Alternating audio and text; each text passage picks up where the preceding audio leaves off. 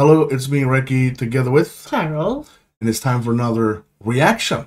Yeah, it is. And since we started doing reactions to severe weather and stuff like that, we got a couple of suggestions. And one of the big ones was, of course, BOATLIFT. Yeah. Of course, I already did a reaction to it a long time ago.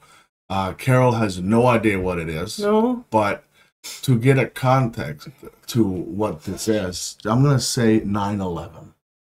Okay. So basically, that completely shitty day. And that's all I have to say. And Does I have some paper here? I don't it's yeah, probably. Okay. You can use Mua as a napkin if that's gonna happen. Okay, so if you do enjoy the reactions that we do together, show us by hitting the like, and if you're new to the channel, hitting that subscribe. And if you already did this, thank you so much, and God bless. A big thank you to everyone who support us on channel membership, the Cat Butt Fee.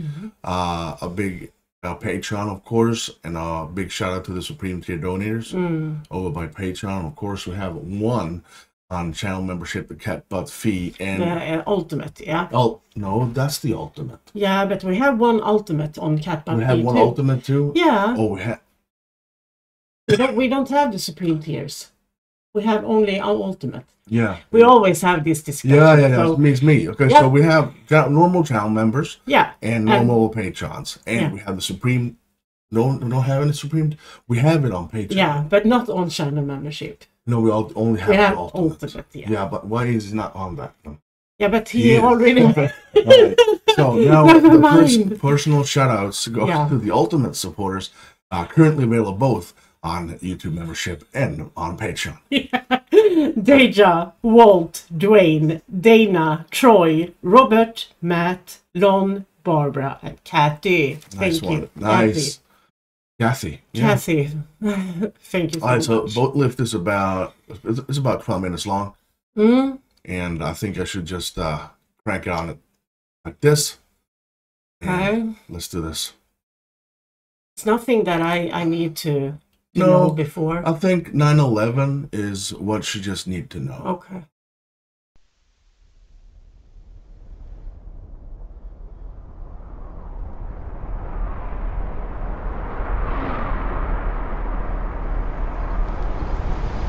I thought I was watching a movie, Towering Inferno at first.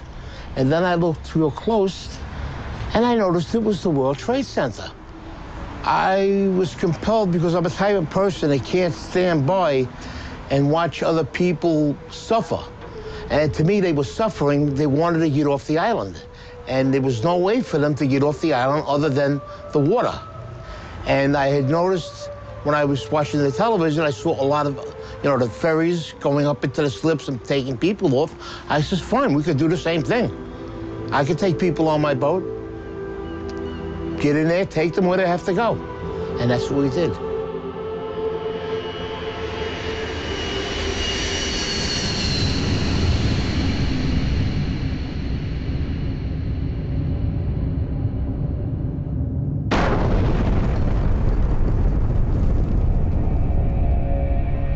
You get a context on what they mean. Yeah. On the morning of September 11th, when the towers came down, millions of people ran for safety. Hundreds of thousands of them ran south to the water's edge. That's when they realized that Manhattan is indeed an island, and that they were trapped. They were feeling helpless, and that's the worst feeling in the world. What was a person on the ground going to do? Buildings were down. There were people laying under the rubble of the building. Firemen, civilians.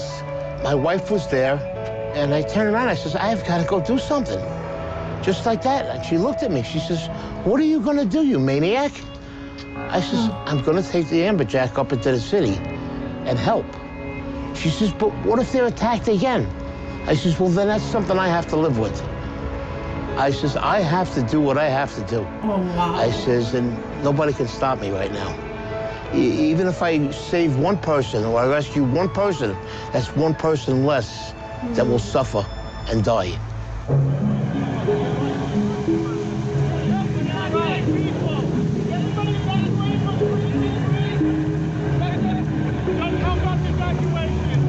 They were trying to evacuate Manhattan because nobody knew what was going on. You know, you didn't know if something else was going to happen. It was this, you know, a madness on one side and, you know, and wanting to help people on the other side. They were just streaming out of the buildings. And the first mode of transportation they saw was a ferry boat. That's when they knew, this is how I'm getting out of here. So they didn't even care where the boat was going. There wasn't panic in New York in the beginning, just volume. It wasn't until the first building fell that there was panic. This is so hard. Luckily, that's not the focus of it. You heard the building go down, but we're in the slip, so we can't see it. That's when we started letting go, and then all of a sudden, engulfed. You couldn't see anything.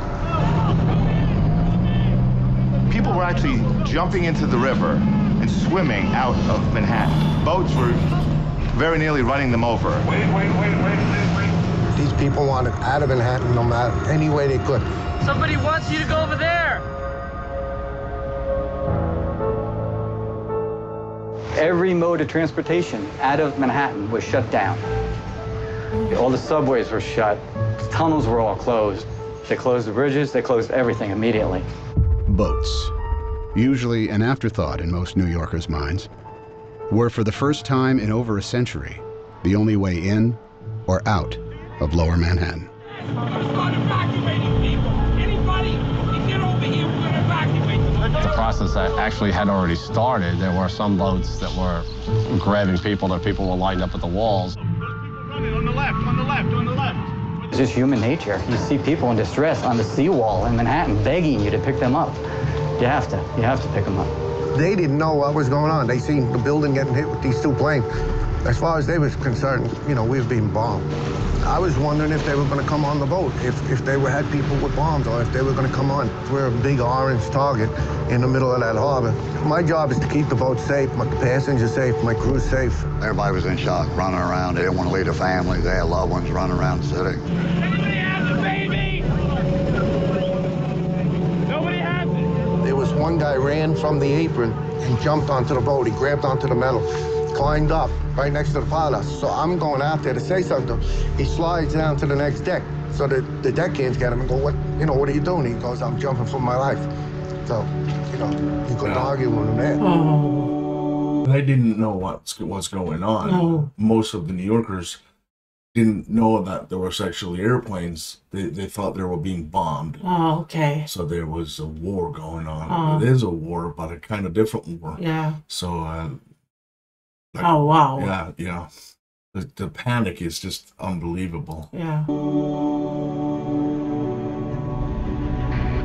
There was a small boat that was at the lower tip of Manhattan. I thought the boat was going to flip over because so many people were trying to get on. And as I looked behind, they were just 10 deep. And that's kind of what gave us the idea. We decided that this has to get better organized and we better do it, and that's what we did. So we decided to make the call on the radio. All available boats. This is the United States Coast Guard aboard the pilot boat New York. Anyone want to help with the evacuation of Lower Manhattan? Report to Governor's Island. When that call came on the radio, they were coming. I was uncertain of who was going to respond. About 15, 20 minutes later, there are just boats all across the horizon. Literally 100 targets converging on the lower part of Manhattan. Oh, yeah. When we came out of that it's dust making my heart. tugboats. I've never seen so many tugboats all at once. They were just like showing up. tugboats headed to Manhattan. If it floated and it could get there, it got there. All different size, shapes, and forms. I mean, and they were zooming across this water. Ferries, private boats, party boats. I worked on the water for 28 years. I've never seen that many boats come together at one time that fast. One radio call and it just came together just that fast. Wow. Yeah, it's a wonderful, so wonderful. Hundreds of boats converged on the city, leaving the sun-bathed harbor behind them. Dead ahead, the unknown. Oh, yeah. That was something I won't forget. It was just low, dark, acrid black smoke. It's like there was a big chimney in Manhattan. When we pulled into Pier 11, the dust was unbelievable. And then out of nowhere, you just kept on seeing people coming.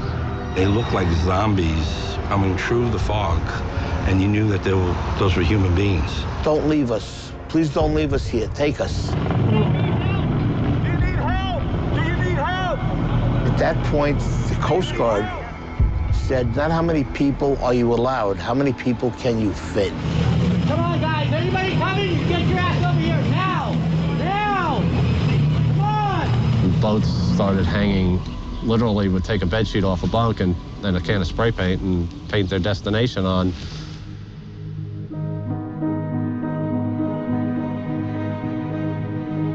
Some of these people never been in the water, never been on a boat before. Housewives, workers that do windows. We had executives. And the thing that was the best, everyone helped everyone. I want you to hold my hand. Come on board. Oh, he's breaking my heart. I saw 4 businessmen lifting up an old woman with a seeing eye dog, a German Shepherd, and they lifted her up like a surfboard and passed her over the handrails. When we would carry a load of people over, and there was somebody standing there that seen their husband or wife, you know, that made us feel even better, you know. Well, at least we got 2 back together, you know. Just keep on going, you know. The guy that works at the ferry, he's a welder. His son was on my boat. He actually came up.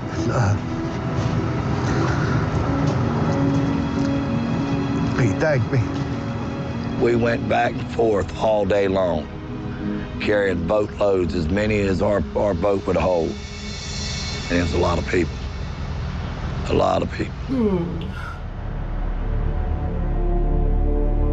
You couldn't have planned nothing to happen that fast, that quick. No training. This was just people doing what they had to do that day. You forget all about what you're supposed to do, what they teach you in school, and you say, you know what, morally, this is the right way to go, and deep down, this is what I'm gonna do. Average people, they stepped up, and when they needed to, they showed me, you know, when the American people need to come together and pull together, they will do it. I do feel a way honored that I was a part of it. That was the greatest thing I ever did with my life. The greatest day that I've ever seen in all my boating. I mean, my life on the water. The Great Boat Lift of 9/11 became the largest sea evacuation in history. Larger than the evacuation of Dunkirk in World War II, where 339,000 British and French soldiers were rescued over the course of 9 days. On 9/11, nearly 500,000 civilians were rescued from Manhattan by boat. What? It took less than 9 hours. 9 hours. Oh my gosh. That's I all. believe everybody has a little hero in them. You gotta look in. And it's in there. It'll come out if need to be. I have one theory in life. I never want to say the word I should have. If I do it and I fail, I tried. If I do it and I succeed, better for me. And I tell my children the same thing. Never go through life saying you should have. If you want to do something, you do it. Oh. How can you not hear that, honey? I was so focused on everything else, so I totally... You couldn't hear it was Tom Hanks. No, I didn't.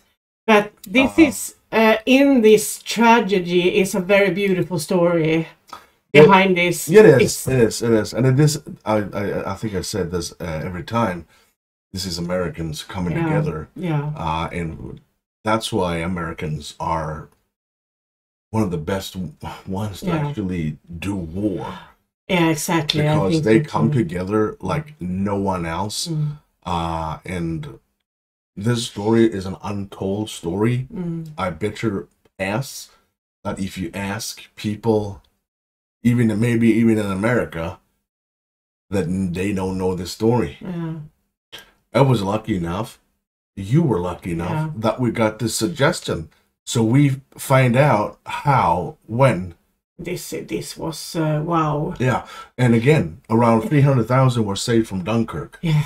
By boats in the same way like this. Yeah. In the Second World War. Yeah. And here, 500,000 people got evacuated in less than 9 hours. That's I can't. I stopped. I stopped breathing when I saw this the first time, and I couldn't believe. I thought they must have been counting this wrong somehow, and then no, it's 500,000 people, 9 hours. And I have so many thoughts right now. It's so hard for me to express myself, but I got huge chills when they did a call that everyone and everyone responded. It just took a couple of minutes, then the entire exactly. I don't know if it's the Hudson River. I don't know the topography of the United States in that way, but it just came out of nowhere and just went there. I'm just thinking about they sitting and hear this call and just what's happening. And of course I'm going, and they don't know exactly what they're going into. And then the guy's wife said they might attack again. He said, I don't care. If that happens, it's my fault. I gotta go. I don't want to say it. But I do believe that we would not get that help from Swedish people. In that sense. No, not in that. Maybe not. Maybe it's some. Maybe. Let's say there's 100 boats in America did this. There probably more. I'm just saying a figure here. I'm pretty sure there will be around 3 or 4 boats in Sweden. But on the other hand, we say this about Sweden, but we don't have these type of events here. We don't know what we are capable of. I'm hoping for a zombie apocalypse just to see how south everything goes, even for Swedes, when they realize that there's no. Maybe we would. So eat each other directly. I'm thinking cannibalism all directly. Now we are way over the line here. Okay. Of course, this is one of the best stories I've ever heard. Yeah, wow. Thank you for the suggestion. Yeah. And I got emotional, but I could go through it because, And again, I have problems pausing these types of videos. Because I think I don't know why, it just feels in me that it's really disrespectful to pause. It's just me. I can pause 9 out of 10 videos, but sometimes it just feels wrong to do so. Yeah, and sometimes you just have to say what you're feeling at that moment. So it's hard sometimes not to pause. But this was amazing. Wow, what a story. Wonderful stories coming out of that completely awful day of 9/11, and God bless America. And if you did enjoy this, if you can enjoy this, you know what I mean. Our reaction to it. Don't forget to hit the like, and of course hit that subscribe. And a big thank you to everyone who support us on Patreon and channel membership, PayPal, and GoFundMe, and all those other great comments we get. Yeah, we absolutely. get a lot of great comments from you guys. Okay, you ready, honey? Yeah. Thank you so much for watching. I'm Recky. And I'm Carol. You stay safe.